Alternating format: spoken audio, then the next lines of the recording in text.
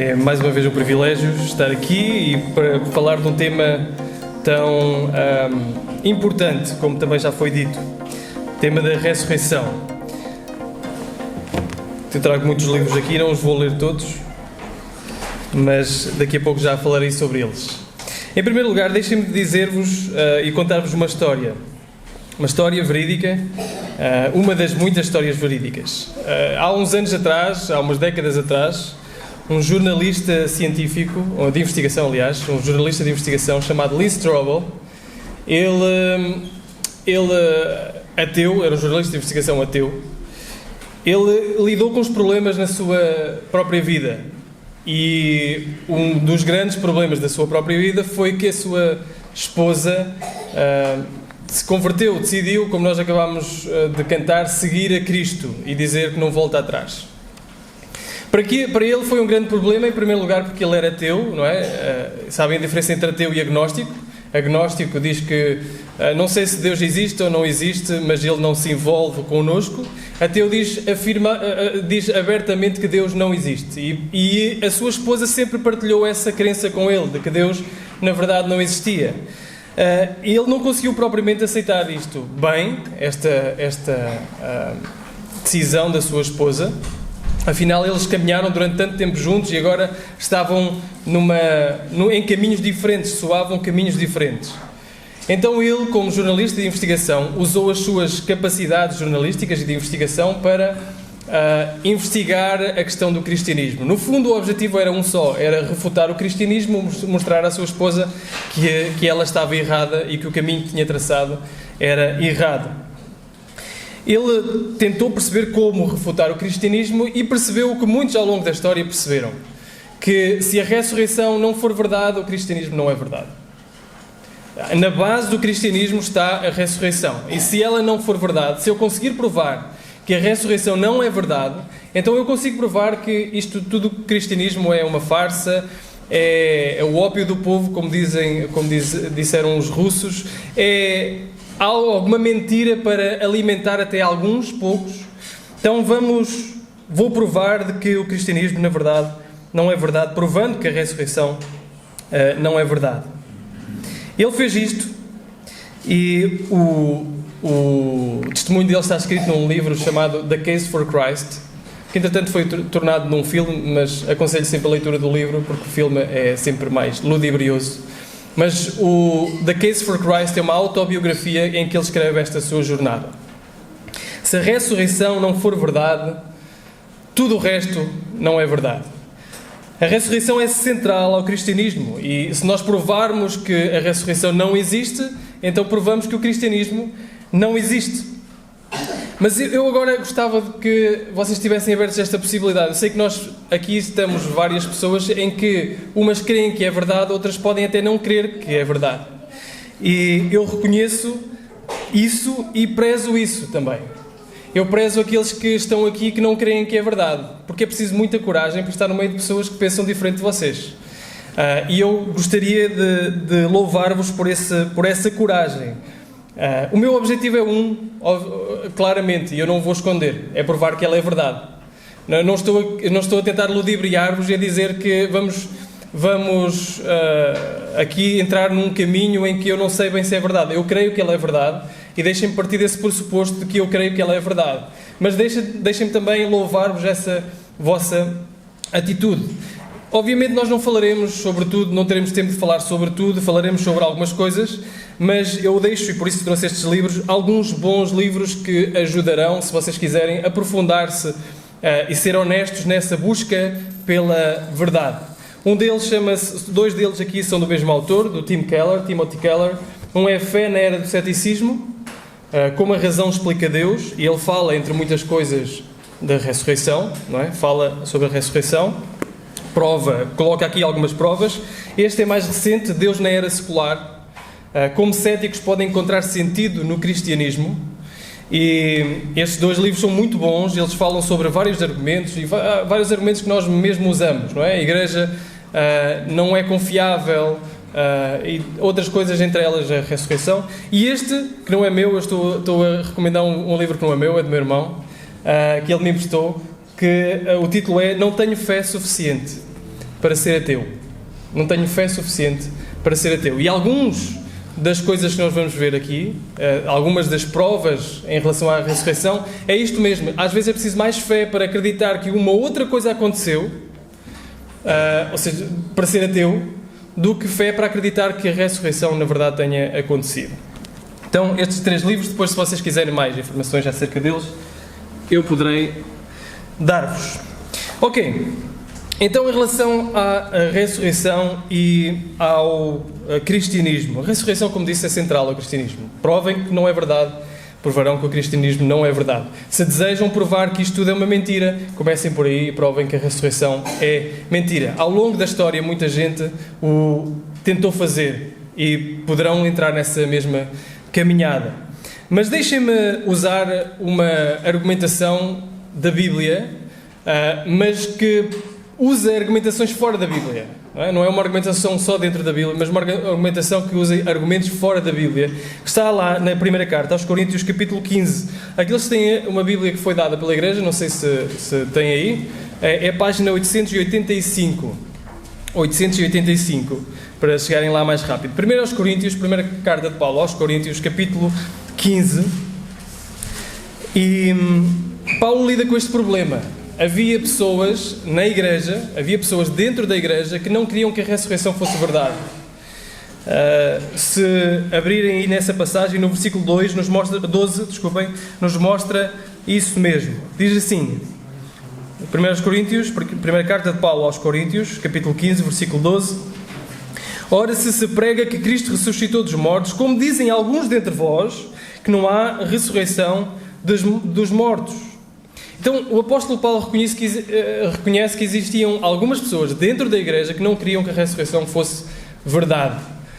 Dentro da igreja, não só fora, mas dentro da igreja havia pessoas que não queriam que ela fosse verdade. Portanto, confrontado com este argumento, confrontado com esta questão, ele vai colocar, ao longo destes versículos, até o versículo 19, que nós já vamos ler, vai colocar algumas evidências, algumas provas de que Cristo ressuscitou dos mortos, e nós veremos isso já. Nós veremos 2 coisas. Veremos a veracidade, não é? Será que é verdade a questão da ressurreição? Será que é mesmo verdade? E aquilo que Paulo vai dizer. E em segundo, isso importa. Se a ressurreição é verdade, isso na verdade importa para nós? Importa alguma coisa para aqueles que estão aqui? É isso que nós vamos ver. Então vamos ler 1 Coríntios 15, do versículo 1 ao versículo 19. Diz assim a palavra do Senhor. Também vos notifico, irmãos, o Evangelho que já vos tenho anunciado, o qual também recebestes e no qual também permaneceis, pelo qual também sois salvos se o retiverdes, tal como vos tenho anunciado, se não é que crestes em vão. Porque primeiramente vos entreguei o que também recebi, que Cristo morreu por nossos pecados, segundo as Escrituras, e que foi sepultado e que ressuscitou ao 3º dia, segundo as Escrituras, e que foi visto por Cefas, depois pelos 12, depois foi visto uma vez por mais de 500 irmãos, dos quais vive ainda a maior parte, mas alguns já dormem também. Depois foi visto por Tiago, depois por todos os apóstolos, e por derradeiro de todos me apareceu também a mim, como a um abortivo. Porque eu sou o menor dos apóstolos, que não sou digno de ser chamado apóstolo, pois que persegui a igreja de Deus. Mas pela graça de Deus sou o que sou, e a sua graça para comigo não foi vã. Antes trabalhei muito mais do que todos eles, todavia não eu, mas a graça de Deus que está comigo. Então, ou seja eu, ou sejam eles, assim pregamos e assim haveis escrito. Ora, se prega que Cristo ressuscitou dos mortos, como dizem alguns dentre vós, que não há ressurreição de mortos. E se não há ressurreição de mortos, também Cristo não ressuscitou. E se Cristo não ressuscitou, logo é vã a nossa pregação e também é vã a nossa fé. E assim somos também considerados como falsas testemunhas de Deus, pois testificamos de Deus que ressuscitou a Cristo, ao qual, porém, não ressuscitou, se na verdade os mortos não ressuscitam. Porque se os mortos não ressuscitam, também Cristo não ressuscitou. E se Cristo não ressuscitou, é vã a nossa fé, e ainda permaneceis nos vossos pecados. E também os que dormiram em Cristo estão perdidos. Se esperamos em Cristo só nesta vida, somos os mais miseráveis de todos os homens. Até aqui a leitura da Bíblia, da Palavra do Senhor. Muito bem, nos primeiros 2 versículos nós vemos aquilo que já temos vindo a falar. Paulo reconhece que a ressurreição é central ao cristianismo. Ele diz: eu notifico-vos o Evangelho que já anunciei, e o que recebestes e no qual permaneceis, pelo qual também sois salvos, se o retiverdes, tal como vos tenho anunciado, se é que não cresces em vão. Paulo diz assim, ou seja, eu vou repetir aquilo que já disse. Ouçam bem aquilo que eu já disse. Vou comunicar-vos aquilo que é o Evangelho, que, por outras palavras, é o que é que são as boas notícias. Eu vou comunicar-vos o fundamento de tudo aquilo que vos escrevi. E não está sujeito a opiniões. No caso de Paulo, o que ele está a dizer é: o que eu vos disse, vou continuar a dizer e continuarei a dizer. Isto não é mutável, não muda, não está sujeito a opiniões. Não pode haver a igreja X ou a igreja Y que pensa de maneira diferente acerca deste assunto. Este assunto é central. Se tu tiras uma só peça, tudo cai. E ele diz no versículo 3 e 4: porque primeiramente vos entreguei o que também recebi. Ou seja, isto não tem origem em mim. Disseram-me, eu recebi isto e eu vos entreguei. E quais são as duas coisas que ele disse? Porque primeiramente vos entreguei o que recebi. Primeiro, que Cristo morreu por nossos pecados, segundo as Escrituras. E segundo, que foi sepultado e que ressuscitou ao terceiro dia, segundo as Escrituras. Sem a morte e ressurreição não existe Evangelho. Sem a morte e ressurreição não existe boas notícias. Sem a morte e ressurreição não existe cristianismo. Não existe. Eu tenho um certo gosto por andar de carro com o carro na reserva. Não sei se vocês... Não é pelos preços dos combustíveis, que também estão caros. Nem a minha esposa, nem o meu pai gostam disso. Eu, quando uso o carro... Eu usava um carro comum, mais ou menos. A gente partilhava o carro. Se o carro estava perto da reserva, eu sabia que se fosse para os modos do meu pai, a próxima vez que eu pegasse nele, ele já estava cheio ou já estava perto. Não fazia disso estratégia, mas era mais ou menos... mas era mais ou menos isso. Hoje eu tinha um certo gosto de andar com ele na reserva. Gosto de desafiá-lo. Gosto de desafiar o carro. Eu sei que faz mal, eu sei que... mas gosto de desafiá-lo. Quando entra na reserva, eu começo a calcular. E penso assim: a última vez fui 2 vezes a Aveiro. Será que vou uma terceira? Começo a pensar nisso. Nunca fiquei a pé no meu carro, mas já fiquei uma vez no carro partilhado. Mas eu ficar a pé sem combustível não é surpresa, não é? O carro não andou e eu não fui apanhado de surpresa. No fundo, poderia ter sido apanhado de surpresa por não calcular bem o...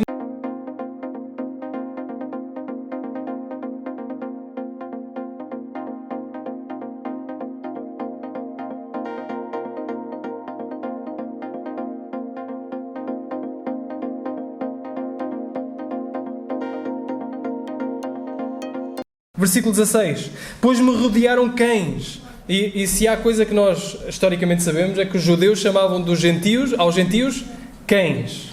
Mas depois me rodearam cães, e o ajuntamento dos malfeitores me cercou. Trespassaram-me as mãos e os pés. Versículo 18: repartem entre si as minhas vestes e lançam sortes sobre a minha túnica. Do que é que ele está a falar? Salmo 22, escrito centenas de anos antes, está a falar da crucificação. E um facto ainda mais interessante é que a crucificação não foram os romanos que inventaram.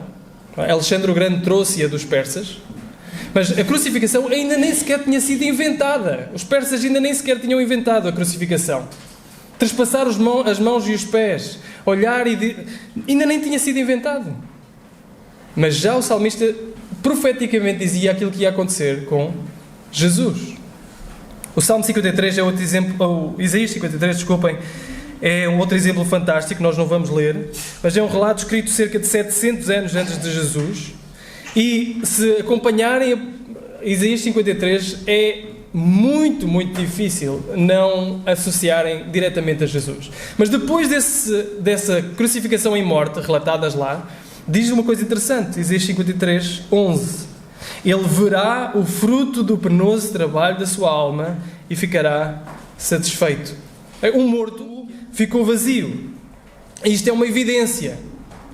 Agora, vocês poderiam dizer assim, alguém que não crê nisto poderia dizer assim: tudo bem, mas os discípulos poderiam se ter enganado no túmulo, não é? Podiam ter ido ao túmulo errado. Era José de Arimateia e eles foram ao José de Cesareia, ao túmulo errado. E então eles foram lá, viram um túmulo que estava vazio e saíram por aí a anunciar que Jesus teria ressuscitado, quando na verdade ele estava bem morto, no túmulo certo.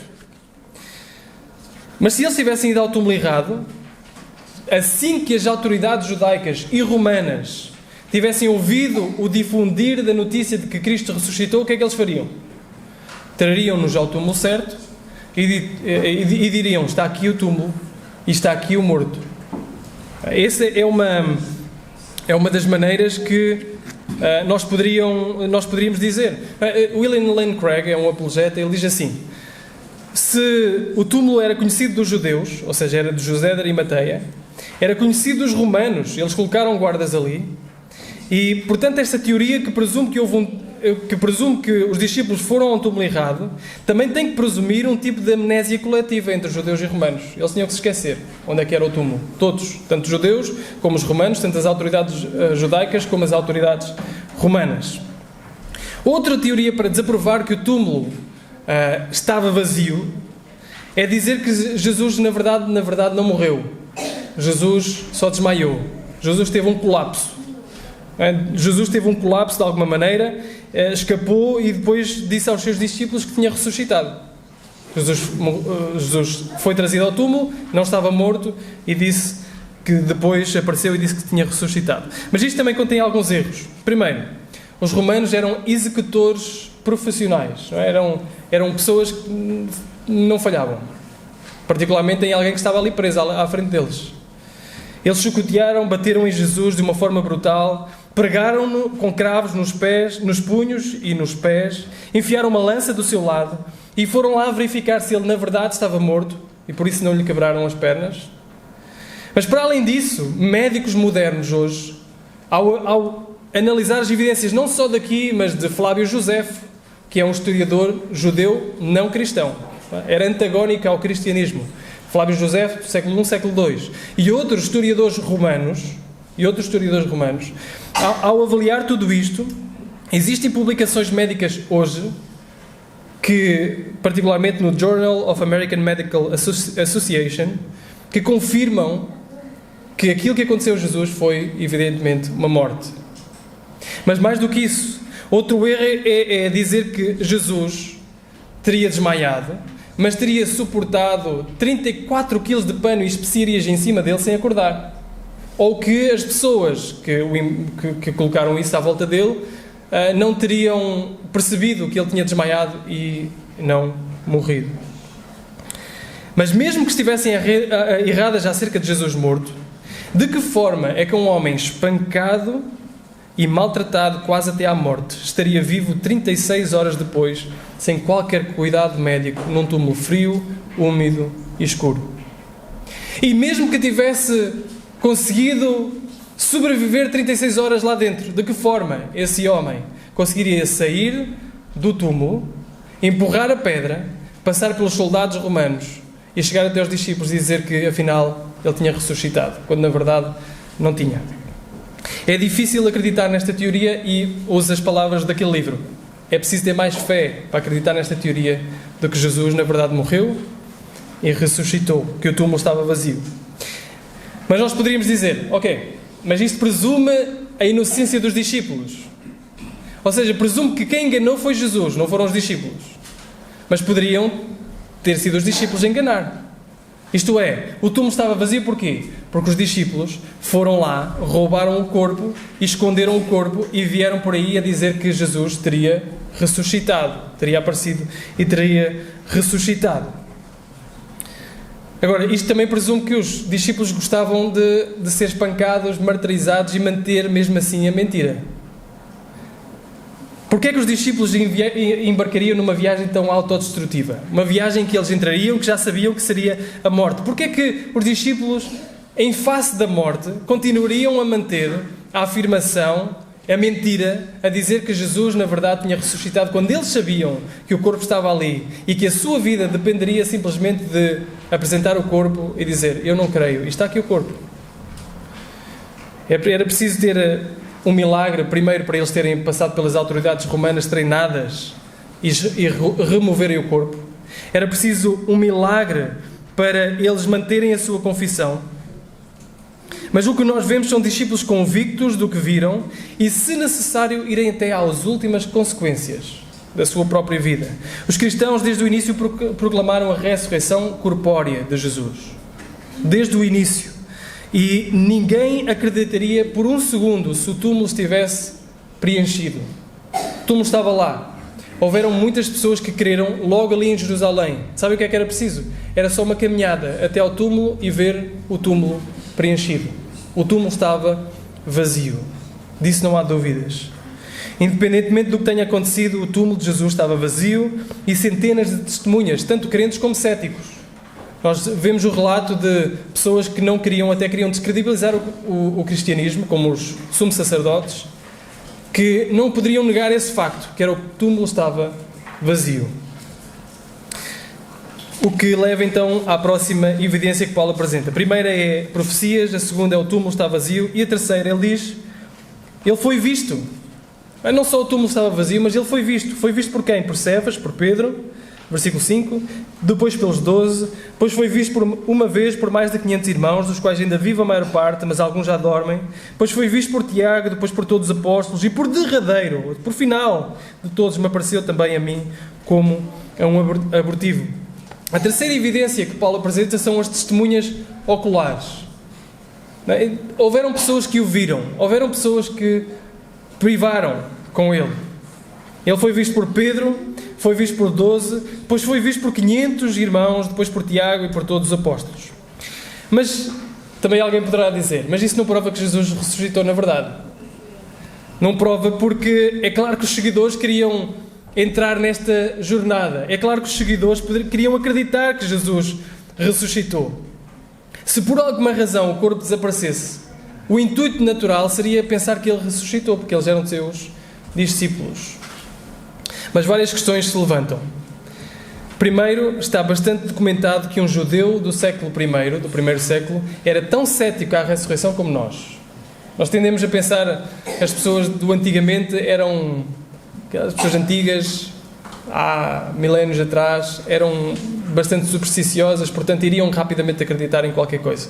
Mas o que nós vemos até, inclusive, são guerras documentadas de grupos que não criam na ressurreição, contra grupos que criam na ressurreição. Então havia uma pequena franja de pessoas, que eram os fariseus, que ainda poderiam crer na ressurreição. Os saduceus, que era a maior parte e governavam, não criam na ressurreição. Um judeu normal era bastante cético em relação à ressurreição. Pensar nisso era algo... pensar fora da caixa. Se dissessem a um judeu que alguém tinha ressuscitado, ele diria, vocês estão loucos.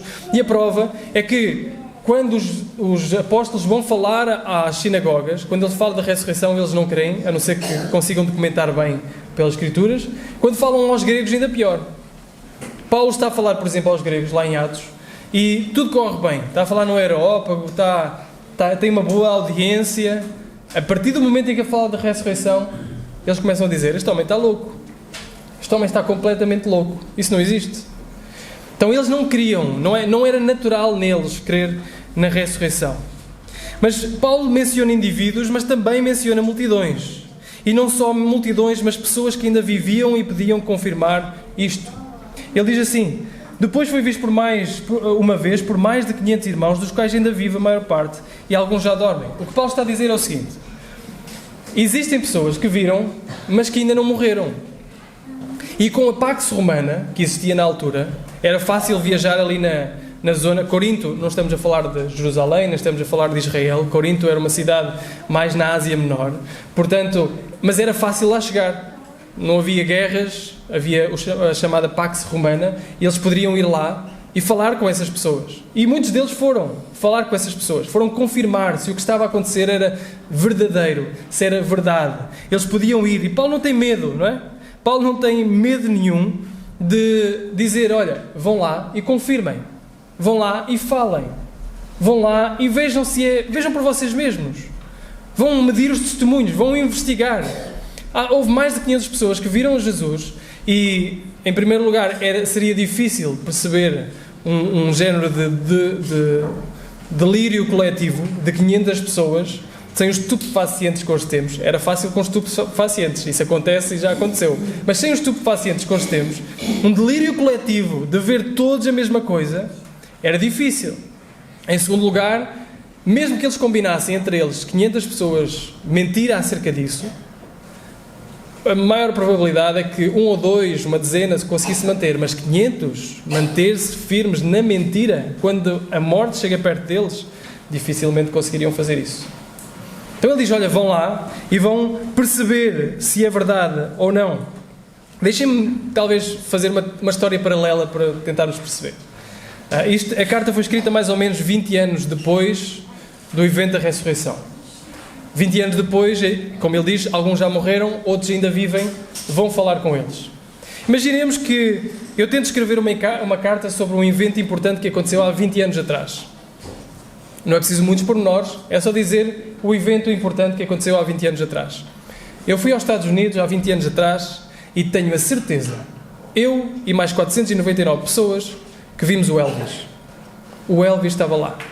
Apareceu um homem que se chamava Elvis, que disse que era o Elvis que todos nós conhecemos, apresentou alguns argumentos e eu criei naquilo e escrevo uma carta, publico, mando para a imprensa e a imprensa publica essa carta. Há 20 anos atrás aconteceu isto.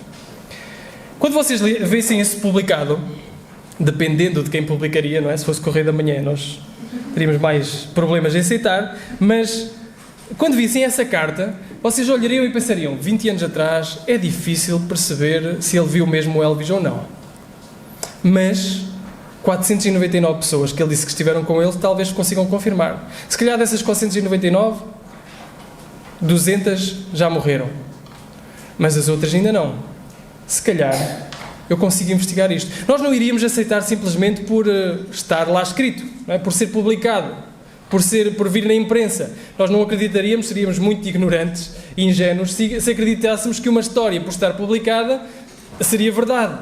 Mas quando a história diz assim, olha, não fui só eu, mas foram mais gente que viu, ela é investigável. Ela pode ser investigada. E poderia acontecer algum de vocês, ou alguma pessoa, algo mais inquisitiva, que fosse falar com essas pessoas e chegasse e dissesse, olha, é verdade que vocês viram o Elvis, é verdade que ele se apresentava como Elvis, aquele que nós conhecemos, e eles diziam, não,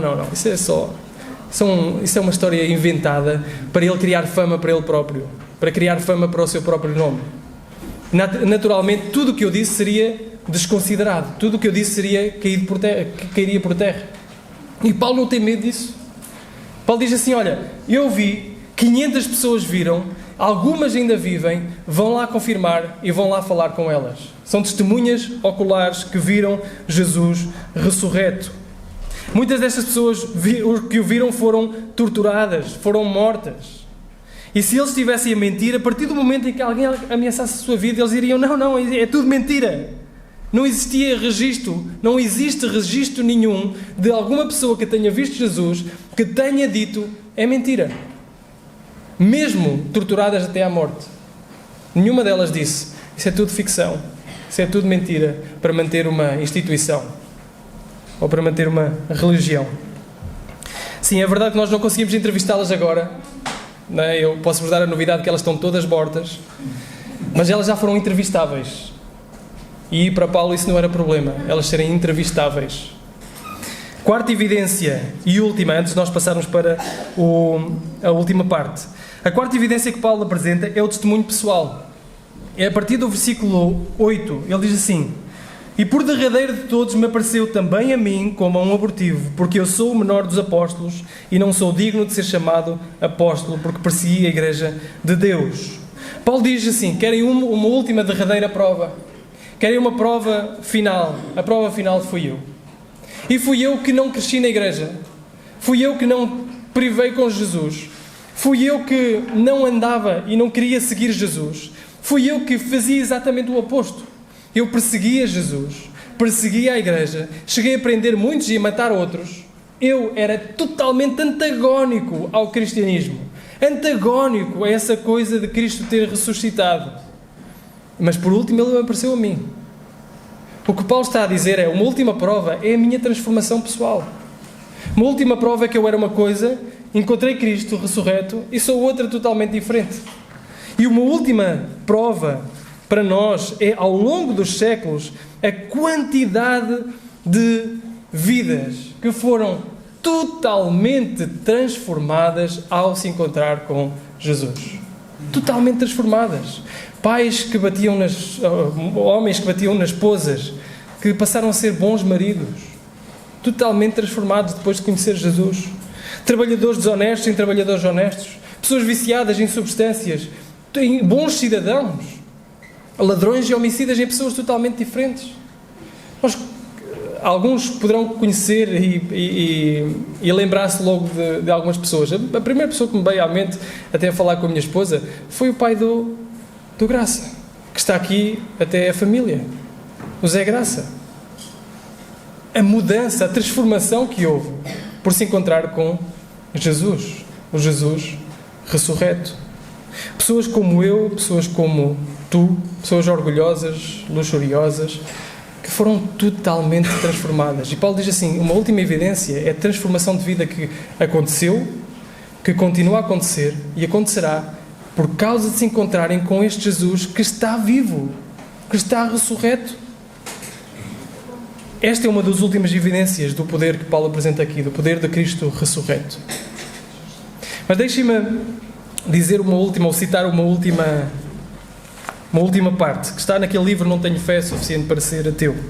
Se ainda não estás convencido do impacto da vida de Cristo, conforme nós temos visto, até das evidências, deixem-me citar uma parte deste livro, que cita também um outro texto chamado Uma Vida Solitária, para percebermos o impacto de Cristo, o impacto deste Jesus que, como afirmamos, está ressurreto. Ele diz assim: ele nasceu numa vila obscura, filho de um camponês, cresceu numa outra vila onde trabalhou como carpinteiro até aos 30 anos.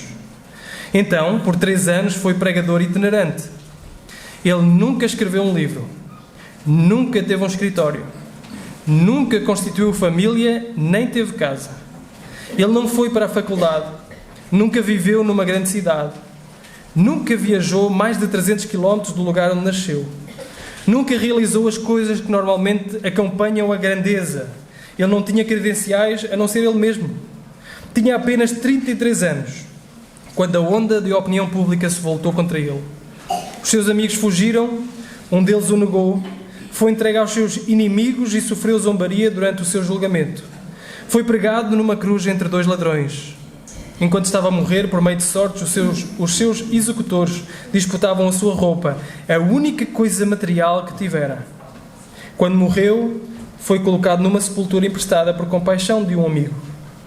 20 séculos se passaram e hoje ele é a figura central da raça humana. Sinto-me plenamente confiante quando digo que todos os exércitos que já marcharam, todos os navios que já navegaram, todos os parlamentos que já discutiram, todos os reis que já reinaram, colocados juntos, não afetaram a vida do homem nesta terra, tanto aquela vida solitária.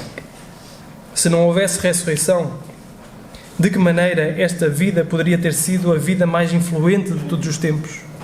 Não temos fé suficiente para acreditar que esta vida solitária de uma vila remota e antiga pudesse ser a mais influente de todos os tempos, a não ser que a ressurreição seja verdadeira.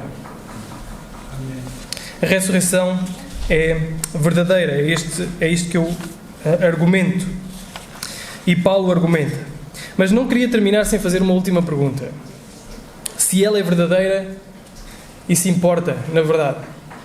Se a ressurreição é verdadeira, isso importa. E Paulo diz que sim, não é? A partir dos versículos 13 em diante, até o versículo 19, ele coloca condições. Se, então, isto. Se, são orações condicionais. Se aconteceu isto, então isto. Se a ressurreição é verdadeira, então isso importa. No fundo é o que ele está a dizer. São 7 consequências. Se a ressurreição não existe, se não existe ressurreição, 7 coisas inevitavelmente se seguirão. 7 coisas acontecerão. Em primeiro lugar, se não existe ressurreição dos mortos, Cristo não ressuscitou. Se não existe ressurreição, Cristo não ressuscitou.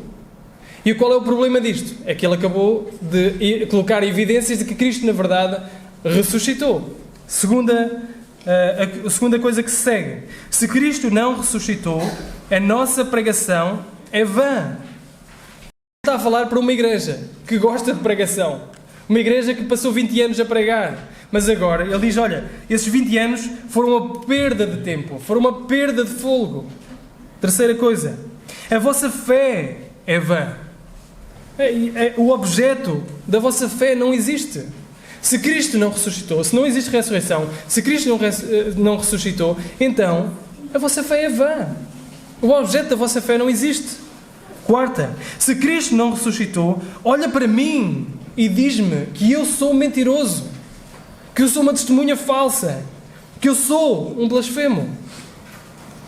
Quarto, se Cristo não ressuscitou, quinto, se Cristo não ressuscitou, vocês ainda estão nos vossos pecados. Vocês ainda não foram perdoados, não foram lavados, os vossos pecados ainda vos separam de Deus. Vocês não têm esperança de uma justiça diferente. Não existe ninguém que vos possa salvar se Ele não ressuscitou. Sexto, se Cristo não ressuscitou, não existe esperança naqueles que foram antes de nós. Aqueles que morreram esperando em Cristo, morreram como animais, sem esperança alguma. Eu faço muitos funerais. Faço mesmo muitos funerais. Se calhar mais do que aqueles que gostava que fizesse. Se não existe ressurreição, digam-me o que eu digo a uma esposa que perdeu o seu marido em Cristo. Digam-me o que eu digo a um pai que perdeu o seu filho. Digam-me. Que esperança é que eu tenho? Se não existe ressurreição, vão falar com eles e dizer-lhes que eles nunca mais verão os seus filhos, o seu marido, o seu ente querido. Se não existe ressurreição, leva até às últimas consequências. Diz que não vale nada esta vida. E último, sétimo, se não existe ressurreição, somos as pessoas mais miseráveis, mais patéticas deste planeta. Mais vale comer, beber, casar-se, dar-se em casamento, porque amanhã tudo acabará. Se não existe ressurreição, as pessoas deveriam ter pena de nós. Mas a ressurreição existe. E este é o argumento lógico que Paulo faz para que agora pudesse contrariar. Paulo leva até às últimas consequências, se nós crermos nessas coisas, e eu até vos aconselho a ler alguns livros, eu leio alguns livros de ateus. Um deles chama-se Yuval Noah Harari, um livro chamado Sapiens, e tem outro chamado Homo Deus. E ele lá traça um caminho muito interessante. Ele diz assim, se não existe essa coisa de Deus, e ele crê que não existe, se não existe Deus, esta coisa que nós queremos é tudo, é nevoeiro. Quer dizer, estas coisas de direitos humanos, porque é que eu devo acreditar nos direitos humanos se não existe ninguém acima que me diga se é certo ou se é errado? Se tu crês que não existe ressurreição, leva até às últimas consequências. Leva até às últimas consequências, dizer que isto é a lei do mais forte. Porque é que eu tenho que me insurgir contra alguém que, por ser mais forte, subjuga os outros? Porque é que eu me tenho que insurgir contra uma Rússia que subjuga e tenta controlar uns ucranianos? Não tenho qualquer direito, porque é a lei do mais forte, é a lei da natureza. Mas se existe Deus, se existe ressurreição, eu devo fazer alguma coisa em relação a isso. Se existe ressurreição, Paulo agora vai levá-los às consequências. Pelo outro lado, porque se existe ressurreição, Cristo ressuscitou. Ele ressuscitou, ascendeu à direita do Pai e intercede por nós. Se existe ressurreição, a minha pregação não é vã. O poder de Deus é o poder de Deus para a salvação de todo aquele que crê. Se existe ressurreição, a minha fé não é vã, porque eu coloco a minha esperança naquele que ressuscitou dos mortos e sei que não importa o que se passar nesta vida, seja dor, seja o cancro, seja outra coisa qualquer, luto e tristeza, nada disso é pior do que um Cristo morto. E Ele ressuscitou, e se Ele ressuscitou, tudo o resto pode ser transformado. Se existe ressurreição, eu não sou mentiroso, eu digo a verdade. Se existe ressurreição, eu não estou no meu pecado, eu estou limpo. E posso dizer, como muitos escritores de hinos disseram, sublime graça que me alcançou, um pobre como eu, que a mim perdido e cego achou, salvou e a vista deu. Se existe ressurreição, aqueles que foram primeiro, eu os verei novamente, porque Jesus é a primícia daqueles que ressuscitaram. E se Jesus ressuscitou, aqueles se seguirão. Aqueles que creram nele se seguirão. Significa que todos os que morrem em Cristo ressuscitarão com ele. E se existe ressurreição, não te atrevas a ter pena de mim. Porque um dia alguém irá mentir aos vossos ouvidos. Porque um dia alguém irá mentir a vocês e chegará perto de vocês e vos dirá assim: o Jónatas morreu. O Jónatas expirou. E quando isso acontecer, olha-lhe direito nos olhos e diz-lhe: nunca mais te atrevas a mentir acerca do Jónatas. Porque ele não morreu. Ele está com Deus. Porque ele não morreu. Porque ele simplesmente chegou ao lar primeiro que nós. Ele simplesmente chegou ao lar primeiro que nós. Não tenham pena de mim, porque a morte chegará a todos, sem exceção. Mas porque existe a ressurreição, eu posso ter a certeza de que estou com Deus. A ressurreição existe e também importa. E a Bíblia diz que se com tua boca confessares a Jesus como Senhor e em teu coração creres que Deus o ressuscitou dos mortos, como é que é? Serás salvo. Essa é a condição. Se com tua boca confessares a Jesus como Senhor e em teu coração creres que Deus o ressuscitou dos mortos, serás salvo. Isto quer dizer que a salvação pode vir hoje à tua vida se tu confessares os teus pecados e creres em Jesus. A salvação pode vir hoje à tua vida se tu perceberes que isto, na verdade, deve ser verdade. E creres que Jesus ressuscitou dos mortos e te pode salvar. Sabem, a ressurreição é um dos mais intrigantes factos da humanidade. E mais intrigante ainda é a quantidade de pessoas que transformou. Deixem-me terminar com isto, uma história que eu vi ontem. Eu comecei com Lee Strobel. Lembram-se? The Case for Christ é um livro, também podem encomendar na Amazon, podem ler. The Case for Christ. E eu ontem estava a ver, nem estava à procura de nada específico, mas apareceu esta história. Estes 3 testemunhos, na verdade.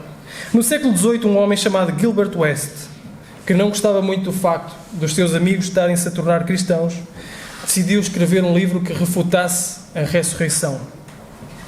Porque se tu refutares a ressurreição, como já disse, refutarás o cristianismo. Então ele começou a pesquisar, começou a escrever o livro. E a meio do livro, ele conheceu Jesus. E tudo mudou. Escreveu um livro também, mas com a tese totalmente oposta. No século XIX, um século depois, um famoso ateu americano chamado Ingersoll também não gostava de que o cristianismo estava a crescer. E tinha um grande amigo chamado General Lew Wallace. Ele disse ao amigo: Lew, tens de me ajudar. Tens de me ajudar. Temos que atacar o cristianismo, temos que atacar a igreja. Vamos escrever um livro, ou escreve um livro, que refute a ressurreição, que refute o cristianismo. E então Lew Wallace começou a escrever um livro. Não sei se conhecem o autor, não sei se conhecem o nome, mas ele começou a escrever um livro para refutar o cristianismo e a meio do livro conheceu Jesus e escreveu um livro que hoje nós conhecemos como o Ben-Hur, que é um livro cristão. No século XX, um século depois, um advogado e jornalista chamado Frank Morrison decidiu que iria acabar com o cristianismo e a única maneira de o fazer era o quê? Era escrever um livro que refutasse a ressurreição. Ele era jornalista, portanto ele sabia como investigar o material, era advogado, portanto sabia fazer com que o material dissesse aquilo que ele quisesse dizer. Então ele começou a pesquisar, começou a procurar provas que refutassem a ressurreição, mas as provas foram tão grandes, as provas foram tão pesadas que ele, a meio do livro, o que é que aconteceu?